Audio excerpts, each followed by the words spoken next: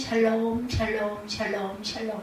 하나님 사랑합니다. 여러분 저한테 사랑합니다. 오늘 계시록 14장 말씀이죠.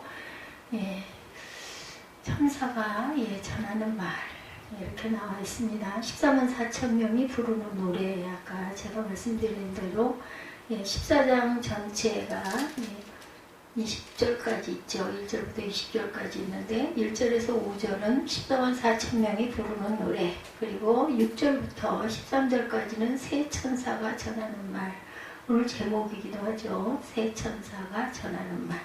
그리고 나머지 14절부터 20절까지는 그리스도의 재림, 알곡과 또한 17절부터 20절까지가 쭉 정리에 대해서 14절, 15절, 16절은 알곡에 대해서 17절부터 20절까지는 축전에 대해서 말씀하는 내용이죠. 1절부터 5절이 14만 4천 명이 부르는 노래 이렇게 시작되고 있습니다. 전체적인 부분 우리 보죠. 12장은 교회 시대, 13장은 적그리스도의 출현 시대, 7년 대환란 시대죠. 14장은 예수교회 승리 시대입니다. 또 15장은 천국에서 내려다본 세상 나라 심판과 7 대접에 대해서 기록되어 있어요. 전반기 대환란은 7 나팔 재앙시대이고 후반기 대환란은 7 대접 재앙시대, 지구촌 멸망의 심판이 일어나죠. 그 사이에 말세 신앙생활하는 성도들에게 12절에서 14장의 소망과 신앙을 북돋워주고 말세에 처한 성도들에게 위로를 주시는 말씀으로 기록되어 있다는 것. 하늘나라 광경이죠. 구속함을 받은 14만 4천 명, 1절에서 5절입니다. 또 내가 보니 1절이 이렇게 시작되죠. 보라, 어린 양이 시온산에 섰고 그와 함께 14만 4천이 서 있는데 그들의 이마에는 어린 양의 이름과 그 아버지의 이름을 쓴 것이 있더라. 1절이 이렇게 시작됩니다. 다윗성이 있는 곳을 시온산이라고 부르죠. 본문에 있는 시온산은 새 예루살렘 성을 말하는 것 우리가 다 알고 있습니다. 그들의 이마에는 어린 양의 이름과 그 아버지 이름을 쓴 것이더라는 말은 증거이죠. 그 이마에나 손등에 666 표가 있는 사람들은 다 마귀 자식으로 마귀 따라 지옥 갈 자식들이고, 그 이마에 인침을 받은 자는 하나님의 자녀란 증거고 천국 갈 사람들이다. 그래서 과연 다 하늘나라 시온산에 어린 양 예수와 함께 서 있게 된 것이죠. 그래서 우리 666 표를 절대로 받아서는 안 되고 인침을 받아야 되겠죠. 그와 함께 13만 4천 명이 샀는데 부활의 첫 열매, 처음 익은 열매 4절에 인침을 받은 천국 조직 수 땅에서 구속함을 입은 총수 위에 있는 예루살렘, 새 예루살렘 성 하늘의 거룩한 장자들의 총회다 이렇게 얘기하고 있어요. 그래서 12장에도 보면 22, 3절에 말씀합니다. 그러나 너희가 이른 곳은 시온산과 살아계신 하나님의 도성인 하늘의 예루살렘과 천만 천사와 하늘에 기록된 장자들의 모임과 교회와 만민의 심판자이신 하나님과 및 온전하게 된 의인들의 영들과 이렇게 말씀하고 있어요. 그리고 또한 2, 3절에 보니까 내가 하늘에서 나는 소리를 들으니 많은 물소리와도 같고 큰 우레소리도 같은데 내가 들은 소리는 검은거 타는 소리 같더라. 3절에 그들이 보좌 앞과 네 생물과 장로들 앞에서 새 노래를 부르니 땅에서 성령을 받은 14만 4천 명 밖에는 능히 이 노래를 배울 자가 없더라. 어마어마하게 큰 노래소리라 이렇게 얘기하고 있습니다. 너무나 아름답고 행복한 축복성이다. 야곱이 루스드라 광야에서 밤에 기도드리다가 지쳐서 돌베개를 메고 자고 있는데 천군 천사들이 나타나 노래를 불러주고 천국 가는 무지갯빛 사닥다리 환상을 보고 일어나죠. 이곳은 하늘의 문이라 하고 베델이라 이름을 지었듯이 한 번은 이런 꿈을 꿉니다. 한참 전도와 복음에 뜨고 어떤 그 목사님의 이야기예요. 대구까지 가정 말씀을 가르치려다가 다닐 때였다 그래. 대구까지 오르락 내리락 하셨다고 합니다. 상대는 건축일 하시는 어떤 사장님이었대요. 그래서 화장품 장사하는 누님 집에서 퇴근하고 싶고 밥 먹으면 저녁 9시가 된다 그래요. 다녀오시면 거기를. 그래서 내가 시간 맞춰서 오겠으니 성경 보고 하겠느냐라고 물어봤더니 고향이 전라도인 자영이 웬일로 천안이 여기까지 온다면 내가 성경 공부하지. 그래서 시작이 됐다고 합니다. 그래서 어때요? 전라도에서 그 대구에 사는 사람이 거기까지 갔다는 얘기죠. 그러게 약속하고 월화하고 수요일은 수요 예배 인도해야 하니까 쉬고 목요일 그리고 금요일은 철야 기도가 있으니 못 가고 토요일은 설교 준비를 해야 하고 해서 주일 예배 드려야 안 되고 매주 화, 월화 그리고 목요일 일주일에 3일씩 구미선산에서 대구까지 성경 공부를 가르쳐 다녔네. 성경 공부 마치고 차나 과일로 간식을 먹으면서 담소하고 안수기도와 축복기도까지 해주고 참을고 집에 도착하면 밤 12시 자정이 됐다고 합니다. 정신없이 코를 드르렁드르렁 골고 잠을 자고 있는데 꿈에 천군천사들이 사택 주변과 그리고 주위의 산까지 천천만만의 천사들이 가득히 모여서 찬송을 부르며 목사님을 위로를 응원을 해줬대요. 그때 천사들이 부른 찬송이 통합찬송가 253장 구원으로 인도하는 우리 찬송 잘 알죠? 구원으로 인도하는 그 문은 참 좁으며 생명으로 인도하는 그 길은 참 험하니 우리 몸에 지워있는 그 더러운 죄짐을 하나 없이 벗어놓고 힘써서 들어갑시다. 구원으로 인도하는 그 좁은 문 들어가 영생으로 인도하는 그 생명길 갑시다.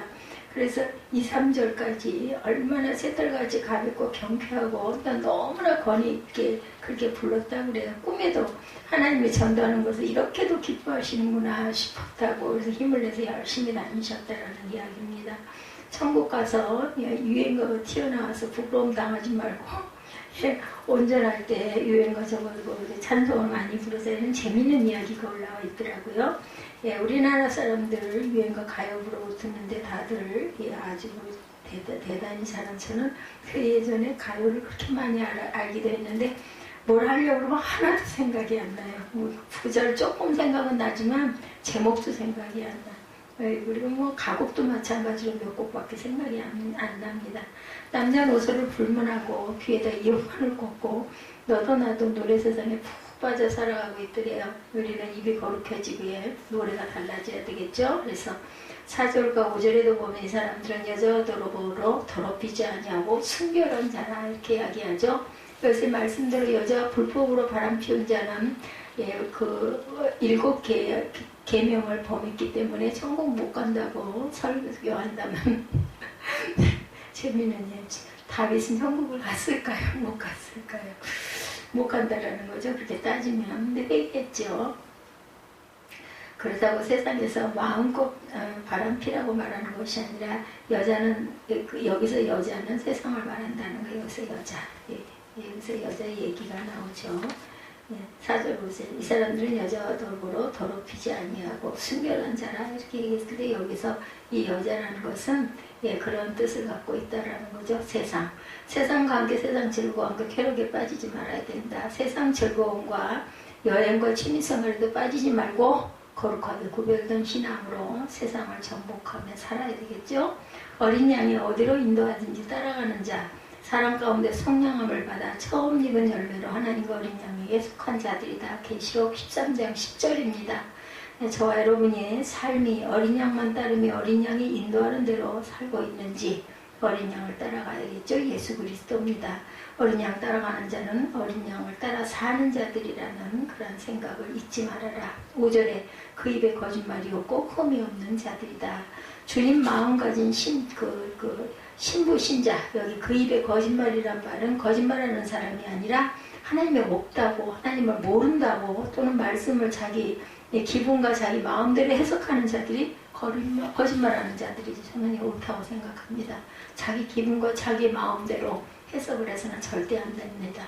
하나님의 말씀을 저버리고 사는 자들이 거짓 삶을 살죠. 이단 신비주의자, 육적으로 사는 자, 이런 자들을 가리킵니다. 로마서 8장 5절에서 8절에 보면 육의 생각대로 사는 자가 되지 말고 영의 생각으로 말씀대로 살으라 그러죠. 신앙생활을 거짓말로 하면 절대로 안 됩니다. 진실로 하나님께 인정받도록 바로 해야 되겠죠. 더도 말고 덜도 말고 성령님과 동행하며 사는 저와 여러분들이 되셔야 합니다. 말씀대로 살면 그 입에 거짓말이 없는 자이며 흠이 없는 자로다란 말은 아담의 후손이 인간들은 아담의 원죄를 다 태어나죠. 누구든지 예수 믿어서 원죄 사함을 받은 자가 흠이 없는 자들이다. 계시록 2장 19절에 말씀으로 역행하는 자, 거짓말하는 자, 이거 특히 그리스도의 그 신상 앞에 절을 해야 된다는 그런 모든 종교 다 평등하고 다른 종교도 구원이 있다. 이렇게 가르치는 자는 거짓말하는 자들입니다. 예수 믿는 성도의 영혼을 다 병들게 만들고 죽이는 자들이죠. 우상 숭배를 강요하는 자나 미신적으로 믿는 자도 다 거짓말을 하는 자다.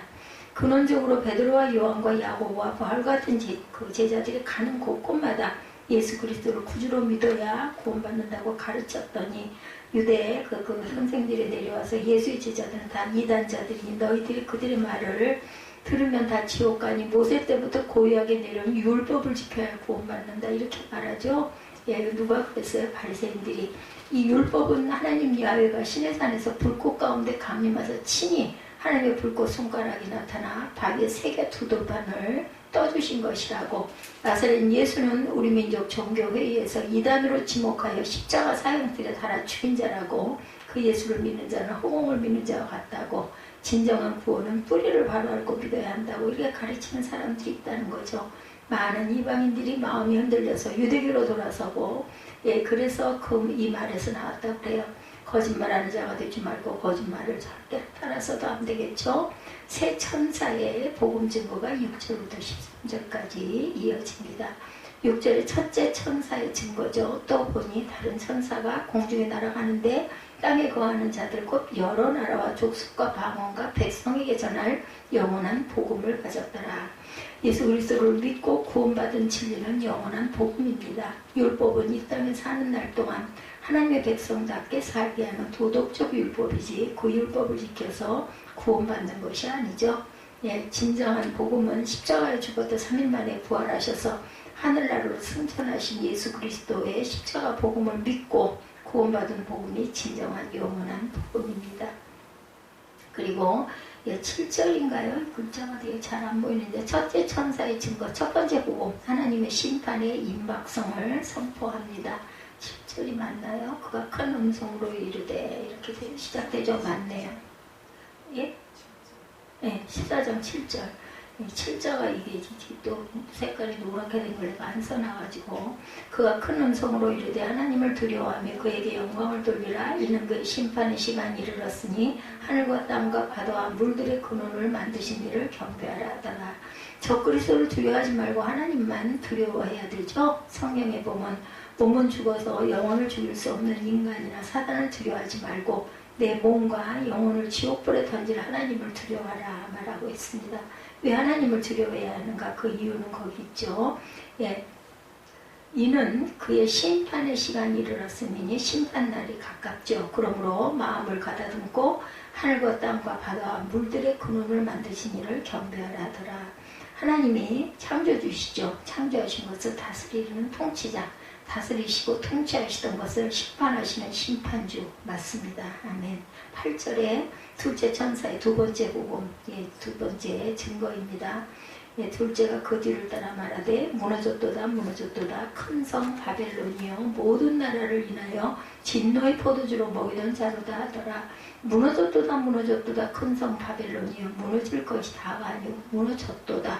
현재 진행 완료형을 썼습니다. 이거 주석으로 보면 더 정확하게 알 수 있을 거예요. 그래서 보면 예, 우리가 헬라어나 히브리어를 온전하게 잘 볼 줄 알면 참 많은 유익이 있을 것 같습니다.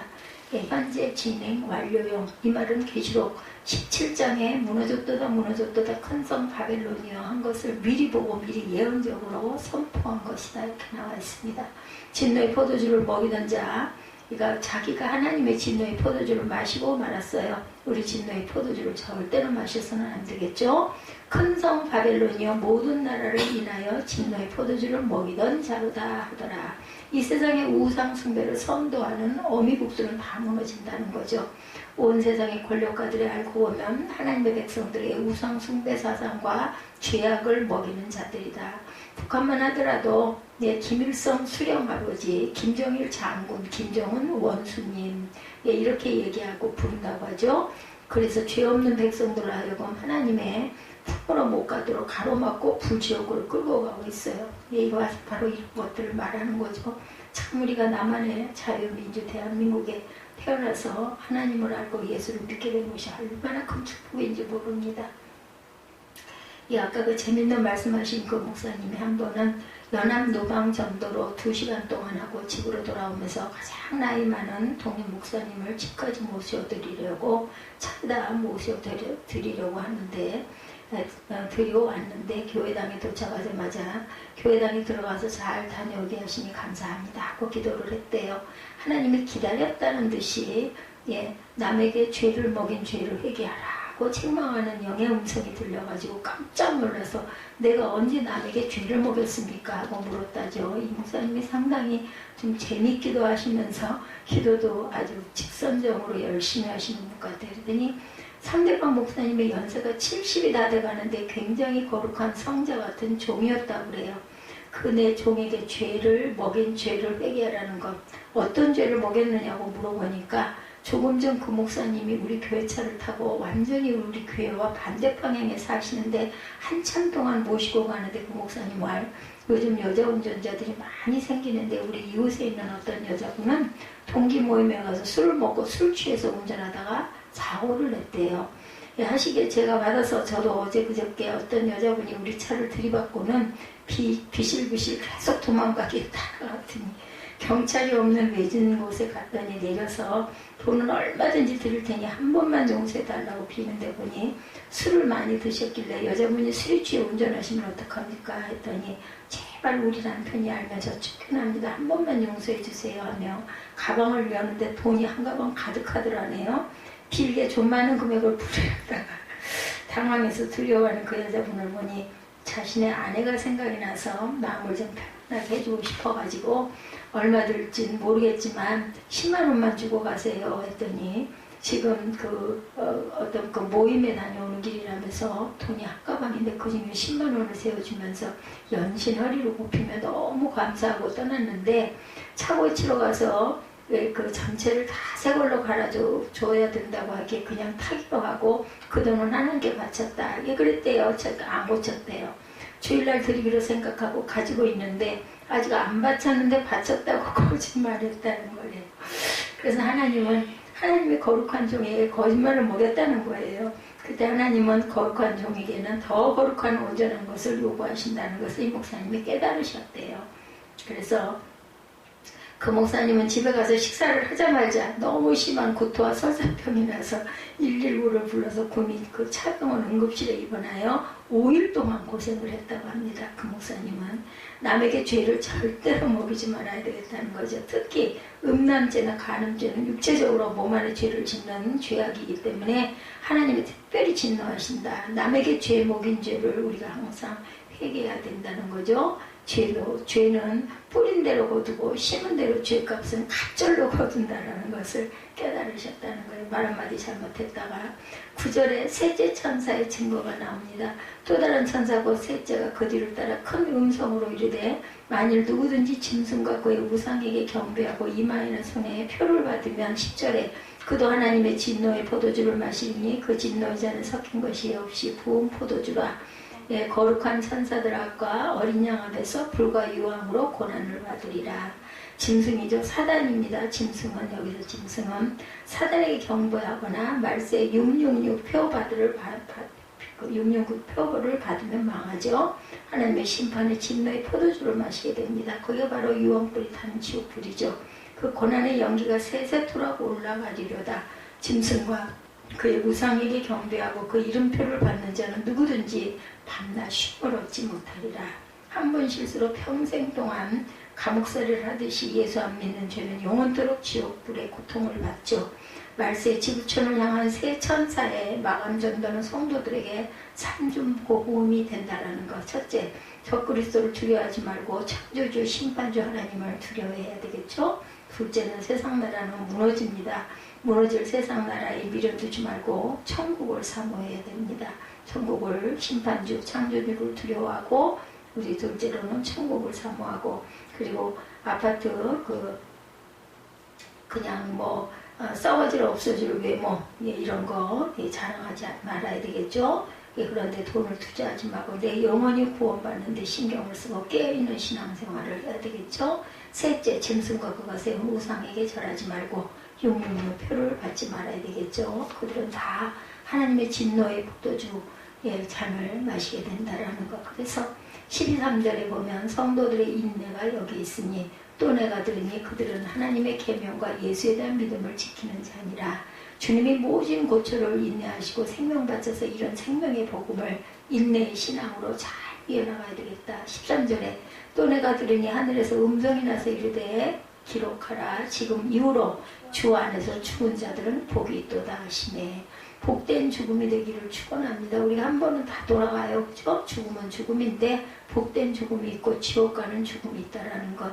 지옥 가는 죽음은 멸망과 죽음, 천국 가는 죽음은 복된 죽음이다. 성령이 이르시되 그러하다. 아멘. 그들이 수고를 그치고 쉬리니 영생의 안식을 하죠. 이는 그들의 행한 일이 따름이라 하더라.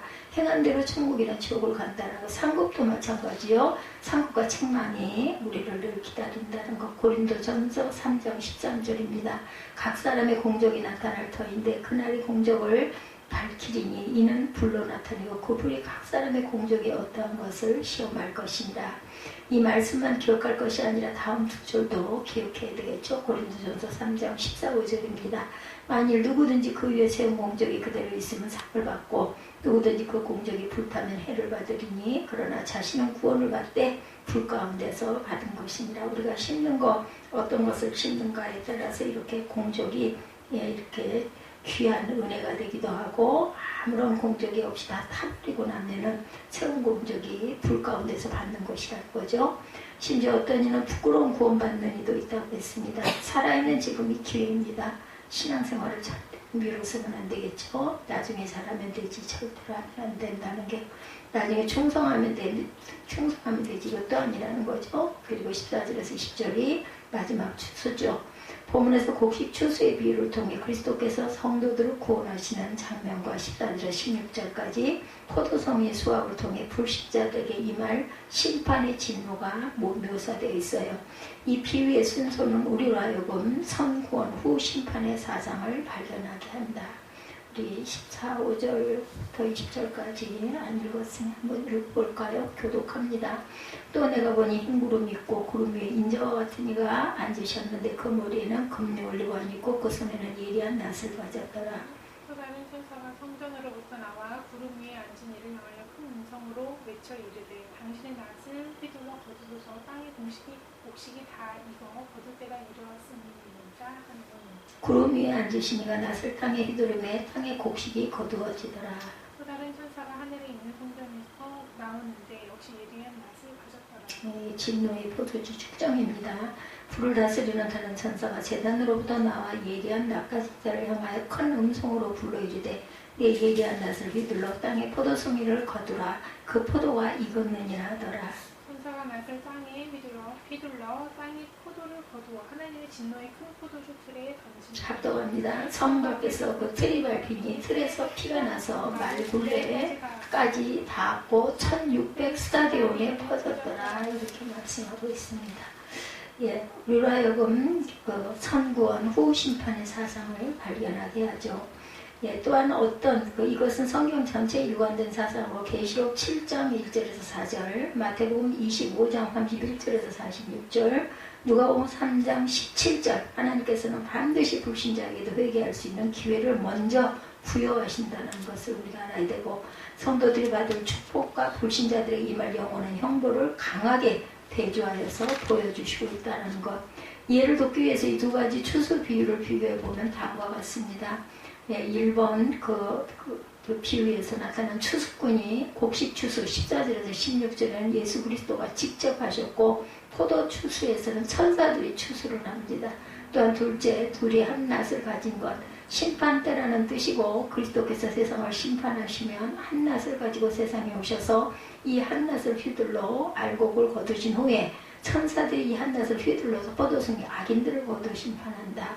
세 번째, 추수의 결과를 보면 곡식 추수할 때는 구름 위에 앉으신 이가 낫을 땅에 휘두르매 곡식이 거두어지더라. 16절이죠. 포도송이 추수 때는 천사가 낫을 땅에 휘둘러 땅에 포도를 거두어 하나님의 진노의 큰 포도주 틀에 던짐에 성 밖에서 그 틀이 밟히니 틀에서 피가 나서 말굴레까지 닿았고 1600 스타디온에 퍼졌더라. 심판받는 자들의 피가 1600 스타디온에 퍼진 이것은 즉 320km라는 팔레스타인의 남북의 기류와 맞먹는다고 합니다. 이렇게 많은 숫자라는 거죠.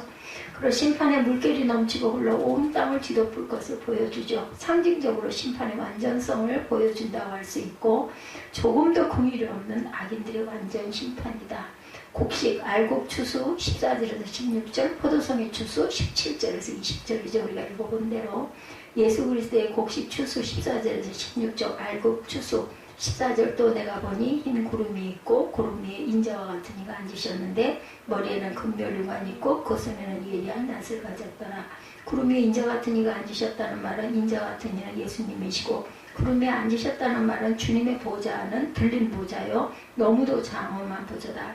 에스겔 1장 22절에 그 생물의 머리 위에는 수정 같은 궁창의 형상이 있어 보기에 두려운데 그들의 머리 위에 펼쳐져 있고 26절에 보면 에스겔 1장 26절입니다. 그 머리 위에 있는 궁창 위에 보좌의 형상이 있는데 그 모양이 남보석 같고 보좌의 형상 위에 한 형상이 있어 사람의 모양 같더라. 그 보좌는 형상이고 생물천사들에게도 떠받들려 있고 보좌 주변에는 특심한 광채가 가득한데 천국 어디서든지 다 보인다. 눈을 감고 우리가 한번 새겨봅니다. 에스겔 1장 28절에 그 사방 광채의 모양은 비오는 날 구름 위에는 무지개 같으니 이는 야훼의 영광의 형상의 모양이라. 내가 보고 엎드려 말씀하시는 이 음성을 들으니라. 이분이 바로 예수 그리스도시죠.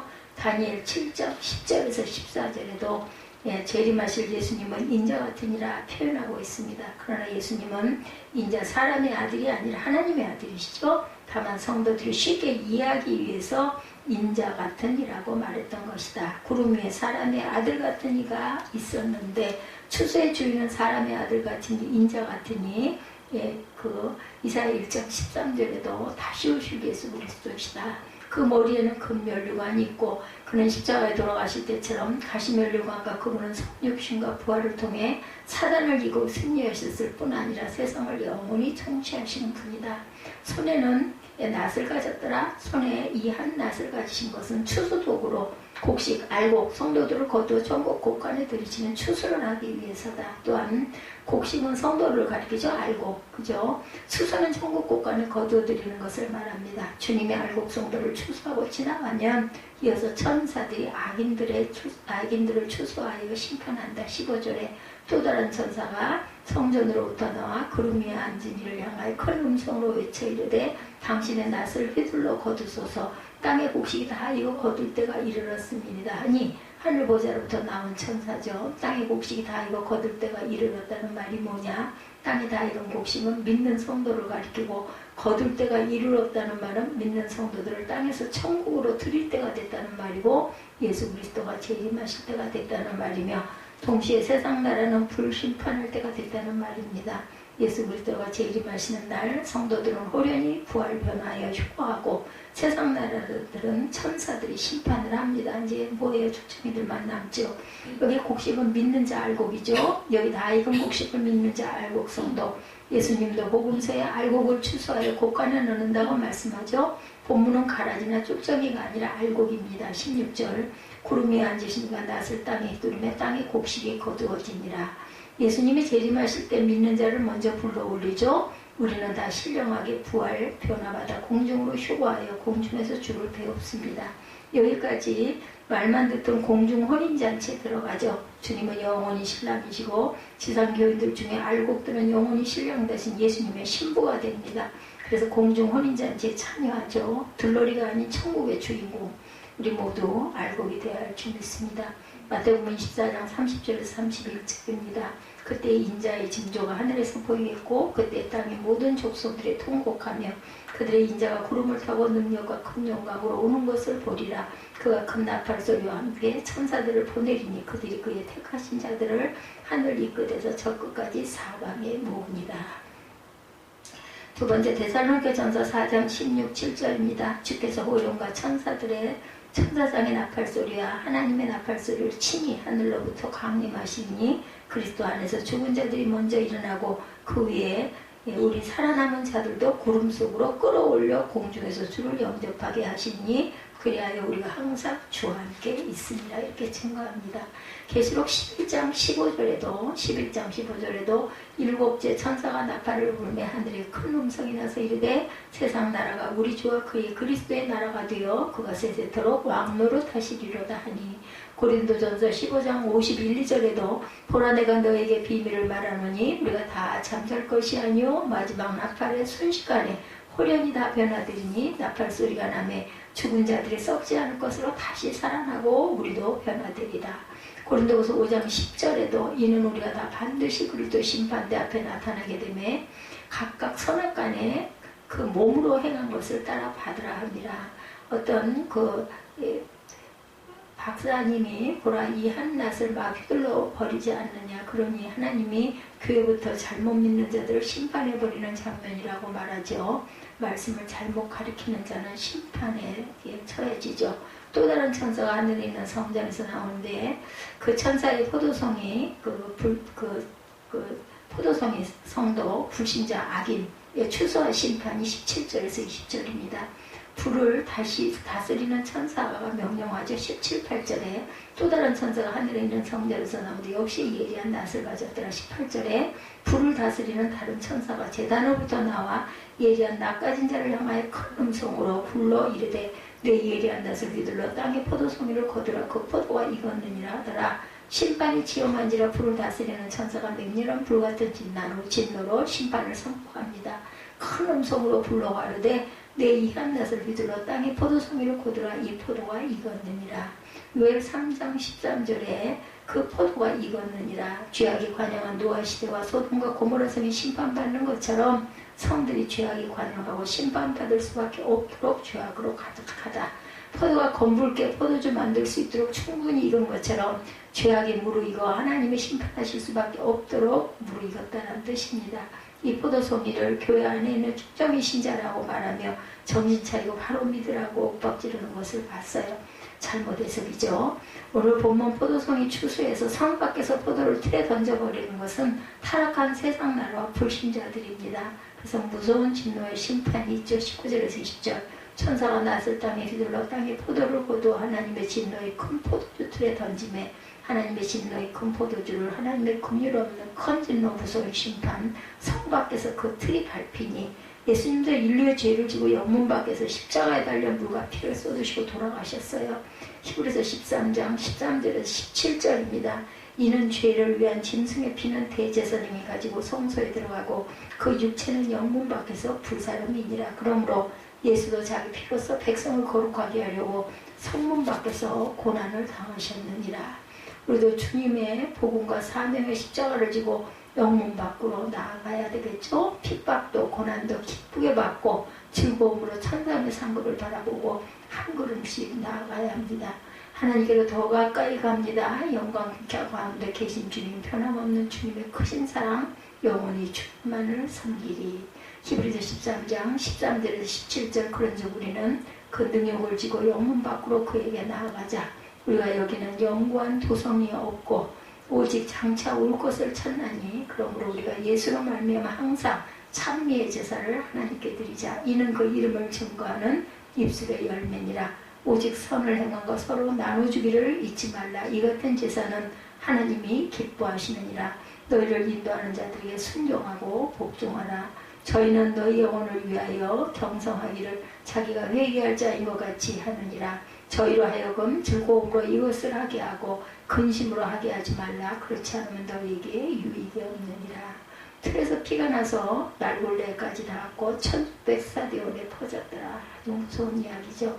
피가 나서 말골레까지 닿았고 말고피까지 닿았다는 말인데 말이 피강에 헤엄쳐야 될 정도로 많은 사람이 피 흘리며 많이 죽는다라는 뜻입니다. 사람 몸에 피가 넉대에 되는 피를 50억이 흘린다면 피가 얼마나 될까? 4 곱하기 5는 200억만이 되죠. 세상 끝까지 세상을 완전히 심판하신다는 말입니다. 또 피가 1600스타디온에 퍼졌더라는 말은 이스라엘의 총길이 단에서 부엘세베까지, 즉 이스라엘을 이 끝에서 끝까지 왕복의 길이가 1600스타디온이라고 하네요. 그러니 영적으로 해석하면 세상 이 끝에서 저 끝까지 피가 튄다는 말입니다. 소돔과 고모라 성의 죄악이 관영하여 하나님이 하늘에서 유황 불비를 내려서 심판하셔서 지금의 사해바다가 되고 말았는데 그 진노의 유황불의 위력이 얼마나 센지 깊이가 1,000m나 된다고 하네요. 그 속에는 황금 덩어리들을 캐놓고 싶어도 잠수 실력이 안 돼서 못 캔대요. 만약 캐내면 지금 금값이 그저 아직 전혀 별로 가격이 안 나가겠지. 너무나 흔해지면. 오늘 본문은 주 예수님이 다시 재림하실 때 예수님이 친히 성도들을 먼저 천국 알곡으로 들이시고 검붉게 익은 포도송이는 불을 다스리는 진노의 천사가 친히 한낮으로 포도를 추수하여 포도주 틀에 던져버린다. 우리 곡식 알곡이 되어야 되겠죠? 세속과 죄악으로 무르익은 포도송이가 절대로 돼서는 안 되겠다. 우리 알곡되게 해 주옵소서 하고 늘 기도하시기 바랍니다. 탐욕으로 검붉은 포도송이 같이 되지 말아야 되겠죠? 복을 가져오는 천사를 보내주시고 불을 다스리는 천사를 만나지 않게 하소서. 날마다 하나님께 더 가까이 가게 하시고 거룩하게 하소서. 우리 찬양하시고 기도하시고 축도로 예배를 마치도록